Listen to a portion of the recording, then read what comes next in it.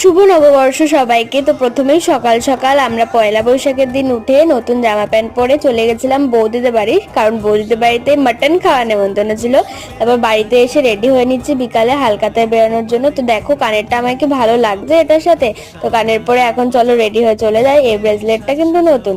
তো এখন চলে যাচ্ছে হালখাতা করতে বাড়ির সবার সাথে। আমাদের কাছে এখন নববর্ষ মানে নতুন জামা পরা, হালখাতা করা, বিকালবেলা বেরিয়ে। কিন্তু আগেকার দিনের মতো কিন্তু এখন আর নেই, বাংলা ক্যালেন্ডারও এখন দেয় না হালখাতা থেকে, কিছুই নেই। কিন্তু এখানে জানো 5 রকমের ফুচকা স্টল দিয়েছিল, সব কটা দিয়ে খাইনি, একটা দিয়ে খেয়েছি, বাট অনেকগুলো খেয়েছি। এছাড়াও খেয়ে নিয়েছিলাম আমপান্না, তার সাথে পাপড়ি চাট। তো আর একটা দোকানে, এটা সোনার দোকান ছিল, মা লাইনে দাঁড়িয়েছে, ততক্ষণ আমরা খেয়ে নিচ্ছি আইসক্রিম, কারণ আগের গোলায় গিয়ে আমরা আইসক্রিম পাইনি, তখন শেষ হয়ে গেছিল। তো আমরা এই দোকানে এসে তো আইসক্রিম পেয়ে গেছি। এখন এসছে শাড়ির দোকানে হাওয়া খেতে। এই দোকানে প্রত্যেকবার হাওয়া খেতে। তো ফুল লুকটা রেখে দিলাম, আমি আর দিদি বসে হাওয়া খাচ্ছে, আর মা ওখান থেকে মিষ্টি প্যাকেট নিয়ে আসতে।